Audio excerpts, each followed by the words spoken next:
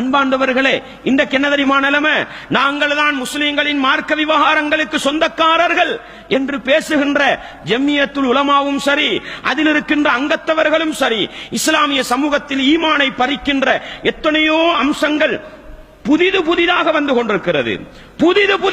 கொண்டிருக்கிறது.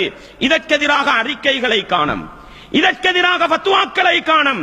முகத்தை மூட வேண்டுமா, திறக்க வேண்டுமா, சாவி மதுஹபில் இல்லாததையும் சேர்த்து கடமை என்று ஃபத்வா கொடுக்கலாம், பெருநாள் தொழுகையும் சேர்த்து பள்ளிக்குள் தான் தொழ வேண்டும் என்று ஃபத்வா கொடுத்து விடலாம். ஆனால் முன்னாள் ஜனாதிபதி அவர்களை வைத்துக் கொண்டு ஒரு ஆலிம் துவா ஓதுகிறார், பள்ளிக்குள் வைத்துக் கொண்டு அவருக்காக. இது எத்தனை தடவை நடந்துட்டது சகோதரர்களே, எத்தனை தடவை நடந்துட்டது. அன்பாண்டவர்களே, ஒரு மனிதனுக்காக ஹிதாயத்துக்கு துவா கேட்பது, நேர்வழிக்கு துவா கேட்பதெல்லாம் ஒரு பக்கம். ஆனா முஹஸ்ஸுதிக்கு துவா கேட்கப்படாது. அல்லாவுக்கும் மனிதனுக்கும் உள்ள தொடர்பை கொண்டு போய் மனிதன் தலையில தட்டக்கூடாது. இது ஒரு மூமினுக்கு நல்லதல்ல. எங்க போய் நிக்குது தெரியுமா?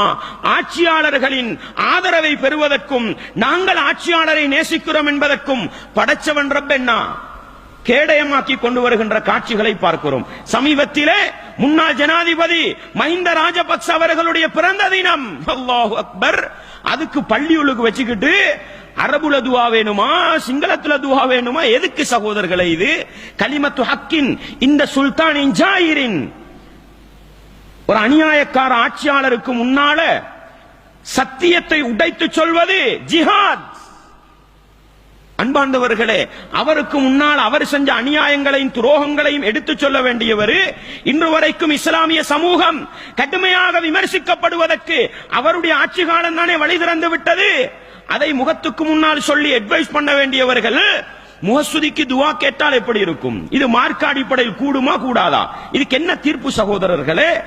ஏன் இதற்கு தீர்ப்பு சொல்லக்கூடாது உலமா சபை?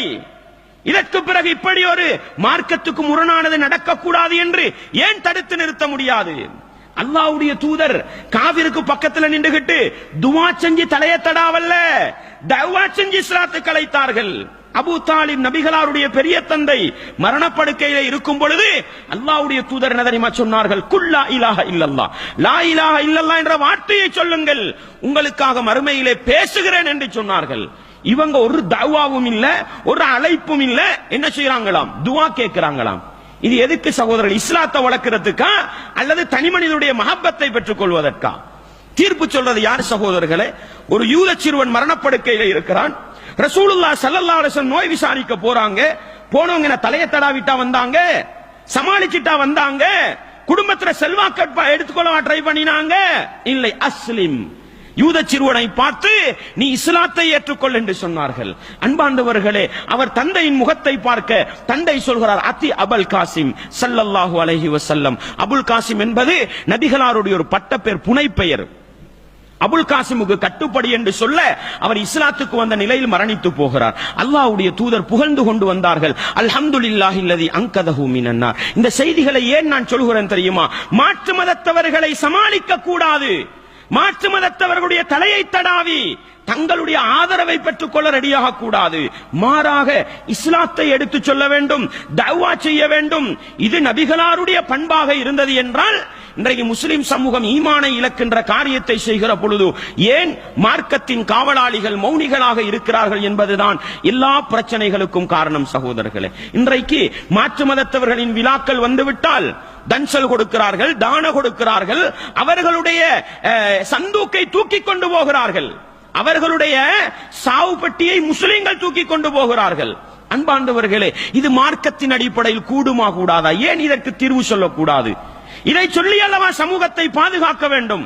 அன்பாண்டவர்கள், இப்படி பொறுப்பு சொல்ல வேண்டியவர்கள் பொறுப்பை மறந்து இருப்பதுதான் இஸ்லாமிய சமூகம் ஆன்மீக ரீதியாக வீழ்ச்சி அடைவதற்கு காரணம். அடுத்ததாக நான் சொன்னேன், பாராளுமன்றத்தில் அவர் சொல்கிறார் என்ன, முஸ்லிம் சமூகத்திலே பல ஜமாத்துகள் இருக்கிறது, அவர்கள் சண்டை பிடித்துக் கொள்கிறார்கள் என்று தீவிரவாதத்தை போதிக்கிறார் முஸ்லிம்களுக்கு. அன்பாண்டவர்களே, நான் சொல்லுகிறேன், இன்றைக்கும் இலங்கையிலே ஜமாத்துக்களுக்கு மத்தியில் பிரச்சனை இல்லாமல் இல்லை, பிரச்சனை இருக்கத்தான் செய்கிறது. இது தீவிரவாத பிரச்சனையா, இது பயங்கரவாத பிரச்சனையா, இது அல்லது புரிந்துணர்வு ரீதியாக வருகிற பிரச்சனையா இது? நீ சரியா நாம் பிழையா என்ற பிரச்சனை இங்கே கைகலப்பாக மாறுகிறதே அல்லாமல் இங்கே தீவிரவாதம் வரவில்லை என்பது இலங்கை மக்களுக்கு தெரியும். ஆனால் சகோதரர்களே, கவலை என்ன தெரியுமா? இந்த திஹாரியை எடுத்துக் கொள்ளுங்கள், இந்த திஹாரியை எடுத்துக் கொள்ளுங்கள். இன்றைக்கு குர்ஆன் சுன்னா அடிப்படையில் நடந்த ஒரு பள்ளி, ஜாமியு அபூபக்கர் என்ன சென்ட்ரல் பிளேஸ் பள்ளி, இன்றைக்கு குர்ஆன் சுன்னா அடிப்படையில் நடந்து கொண்டிருந்த ஒரு பள்ளியை அநியாயமாக கைப்பற்றிக் கொண்டு, பலவந்தமாக கைப்பற்றிக் கொண்டு பித்அத் செய்து கொண்டிருக்கிறார்கள். கந்தூரி கொடுக்க தயாராகினார்கள். அன்பார்ந்தவர்களே, இஸ்லாமிய உறவுகளே, நம்ம போய் யாருக்கிட்ட தீர்ப்பு கேட்க வேண்டி இருக்குது? ஜம்மியத்துல் உலமாட்ட போய் தீர்ப்பு கேட்டா வாராங்க உண்மை நிலையை விளங்கிக்கிட்டு அநியாயக்காரண்ட வீட்டுல போய் சாப்பாடு அடிச்சிட்டு போறாங்க. இதுதான் ஜம்மியத்துல் உலமாட நிலைமை. என்ன செய்ய வேண்டும்? நம்ம போய் மாற்று மதத்தவர்களிடத்துல, நீதிபதிகளிடத்துல லட்சக்கணக்கு சல்லி செலவழித்து வழக்கு பேச வேண்டுமா? முஸ்லிம்களோட சல்லிக்கு யார் பொறுப்பு சொல்றது? லட்சக்கணக்கு பணம் அழிந்து போயிருக்கிறது. ஜம்மியத்துல் உலமாவுக்கு ஒரு அறிக்கை விடலாமா இல்லையா? ஒரு அறிக்கை, அவர்களுடைய பள்ளி அவர்களுடைய கையிலே கொடுங்கள், அவர்கள் நினைத்த மாதிரி செய்யட்டும். ஏன் சொல்ல முடியாது? இந்த ஸ்ரீலங்காவில் ஷியாக்கள் வளரலையா? முஸ்தபா யூனிவர்சிட்டி கொடி கட்டி பறக்கலையா? இந்த இலங்கை முஸ்லிம்களுக்கு அவன் என்ன செய்கிறான்? போட்டி பரீட்சை நோட்டீஸ் விடுகிறான். இத கண்டிக்கிறதுக்கு என்ன இல்ல, நாதி இல்ல. அன்பாண்டவர்களே, இஸ்லாமிய உறவுகளே, ஆனால் ஆர்ப்பாட்டம் செய்தால் அறிக்கை விடுகிறார்கள். ஆர்ப்பாட்டம் செய்யறது உரிமை, அதுல வரம்பு மீறினதை கண்டிக்கணுமே அல்லாமல் எதுக்கு பேச வேண்டியிருக்கிறது சகோதரர்களே? எதுக்கு குரல் கொடுக்க வேண்டியிருக்கிறது? இந்த பள்ளிக்கு ஒரு வார்த்தை ஜம்மியத்துல் உலமா ஒரு அறிக்கை நீதிமன்றத்துக்கு கொடுத்து இந்த பள்ளி இவர்களுக்குரியதுதான், அவர்களுக்குரிய உரிமை செய்து கொள்ளட்டும்டா பிரச்சனை வருமா? பாராளுமன்றத்தில் அவர் அப்படி எழும்பி முஸ்லிம்கள் சண்டை பிடிக்கிறார்கள் என்று பேசுகிற நிலை வருமா? அன்பாண்டவர்களே, மாவனல்லையில் ஒரு பள்ளி நயாவல் என்று சொல்லுவாங்க, அங்க ஒரு பள்ளி இருக்குது. கட்டினது யாரு? குர்ஆன் சுன்னாவை நேசிக்கிற சமூகம். கட்டி கொடுத்தவர் யாரு? இங்க விதியத்துகள் நடக்க கூடாது, குர்ஆன் சுன்னா அடிப்படையில தான் நடக்கணும் என்று கட்டி கொடுக்கப்பட்ட பள்ளி. பல தடவைகள் என்ன குர்ஆன் சுன்னா பேசுறவங்கள்ட்ட வந்து விதியத்துக்காரவங்கள்ட்ட போய் இப்படியே இருக்குது. இப்பொழுது குர்ஆன் சுன்னாவை நேசிக்கிற ஒரு சமூகம் நிர்வாகத்தை எடுத்து பள்ளியில குர்ஆன் சுன்னா அடிப்படையில செஞ்சா பிரச்சனை போகுது வக்ஃப் போர்டுக்கு. வக்ஃப் போர்டுண்டா என்னங்க? வக்ஃப் போர்டுண்டா என்ன? நம்ம கட்டின பள்ளிக்கு அறிக்கை கொடுக்கிற இடமா அது?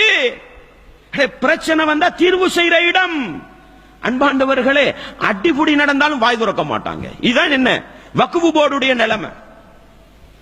பிரச்சனைய நீதிமன்றத்தில் முடித்துக் கொள்ளலாம், வக்ஃப் போர்டில முடிக்க முடியாத நிலை. முஸ்லிம்களுக்கு ஒரு கலாச்சார மினிஸ்ட்ரி. அன்பாண்டவர்களே, அவர்களிடத்துல போய் தீர்ப்பு கேட்டா ஆமா நம்ம உங்களுக்கு ஏத்த மாதிரி செஞ்சு தாரோன்னு சொல்லுவாங்க.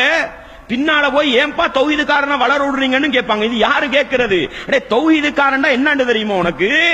தௌஹீதுண்டா யார்? இது முஸ்லிம் சமூகம் எதிர்கொள்ளுகின்ற பிரச்சனைகளுக்கு தீர்வு சொல்ல வேண்டியவர்கள். எது மார்க்கம் என்றே தெரியாது. ஆனா ஜம்மியத்துல் உலமா என்ன அறிக்கை விட்டிருக்குது? வேற்றுமையில் ஒற்றுமை, வேற்றுமையில் ஒற்றுமை. என்ன? இலங்கையில் இருக்கக்கூடிய தரீகாக்கள், தப்லீக் ஜமாத்து, தௌஹீது ஜமாத்து, ஜமாத்தை இஸ்லாமி அனைத்தும் அங்கீகரிக்கப்பட்ட ஜமாத்து. கொடுத்திருக்கிறீங்க தானே அறிக்கை? அப்ப பிரச்சனை வரும் பொழுது நீங்க முன்னுக்கு போய் பிரச்சனையை தீர்வு செய்தால் இந்த தகவல் ஏன் மாற்று மதத்தவர்களுக்கு போகிறது? இன்னைக்கு போலீஸ்ல போய் ஒரு கேஸ போட்டா அவன் வாய் கூசாம கேட்கிறான், என்னப்பா உங்களுக்கு இடையில சண்டை, முஸ்லிம்கள் ஏன் சண்டை பிடிச்சு கொள்றீங்க? கேவலமா கேட்கிற அளவுக்கு தலை குனிந்து கொண்டு பதில் சொல்ல வேண்டிய நிலை. இந்த கேவலம் ஏன் வருகிறது சகோதரர்களே? பொறுப்பு சொல்ல வேண்டியவர்கள் பொறுப்பு சொல்லி இருந்தால், காரியங்களை நிறைவேற்ற வேண்டியவர்கள் அதை நிறைவேற்றி இருந்தால் பிரச்சனை முடிஞ்சிருக்கும். அன்பாண்டவர்களே, மார்க்க ரீதியான கருத்து வேற்றுமை வரும் பொழுது ஷாவி மதுஹபின் அடிப்படையில் ஃபத்வா கொடுக்கிறது மட்டுமல்ல ஜம்மியத்துல் உலமாவின் வேலை. அதே நேரம் சகோதரர்களே, ஒரு சில வருடங்களுக்கு முன்னால ஹலால் பிரச்சனை வருது. ஹலால் பிரச்சனை ஒன்று வரல இலங்கையில, ஹலால் சர்டிபிகேட் பிரச்சனை வந்தது. அந்த பிரச்சனை வந்த நேரம் என்னவெல்லாம் பேசினாங்க, எப்படி எல்லாம் அறிக்கை கொடுத்தாங்க. மீடியா நடத்தணுமா? மீடியாவுக்கு முன்னால வந்து வீடியோல பேசினாங்க. ஏன்? தான் செஞ்ச ஹலால் சர்டிபிகேட் முறை சரின்றதை நிறுவனத்துக்கு. அன்பாண்டவர்களே, அது போன்று அல்லது அதைவிட பன்மடங்கு இஸ்லாமிய உம்மத்தில் வருகின்ற பிரச்சனைகளுக்கு தீர்வு சொன்னால் சமூகம் தலை நிமிர்ந்து வாழலாம், சமூகத்தில் இருக்கிற ஏகப்பட்ட பிரச்சனைகள் என்ன செய்யலாம், முடிவுக்கு கொண்டு வரலாம். அன்பார்ந்தவர்களே, இந்த திருமண வயதெல்லையை மாற்றுவதற்கு முஸ்லிம் தனியார் சட்டத்தில் ஒரு மாற்றத்தை கொண்டு வந்தால் நல்லம் என்று கருத்து சொல்கிற நிலை முஸ்லிம் உலமாக்களுக்கு என்ன செய்திருக்கலாம், ஜமியத்துல் உலமா ஆலிம்களுக்கு என்ன செய்திருக்கலாம். இதுதான் சந்தர்ப்பம் என்று முஸ்லிம்கள் அநியாயம் செய்யற ஒரு சில சட்டம் இருக்குதாங்க. எப்படி இன்றைக்கும் வரதட்சணைக்கு சைன் வைக்கிற ஒரு இடம் இருக்குது. ரெஜிஸ்டர் காப்பியில வரதட்சணைக்கு சைன் வைக்கிற ஒரு இடம் இருக்குது. ஆலிம்கள் ஃபாத்தியா ஓதி சைன் வச்சிட்டு வராங்க. அன்பார்ந்தவர்களே, இதுதான் சந்தர்ப்பம். இந்த முஸ்லிம்கள் இப்படி ஒரு அநியாயத்தை செஞ்சுக்கிட்டு இருக்கிறாங்க. இதுக்கு முற்றுப்புள்ளி வைக்கணும்னு பேசி இருந்தா நம்ம உண்மையிலே பெண்களுக்கு குரல் கொடுக்கிறவங்கிறது வந்திருக்குமா இல்லையா? பெண்களை எப்படி பாதுகாக்கணும் இஸ்லாம் சொல்லி தந்த வழிமுறை காட்டப்படுமா இல்லையா?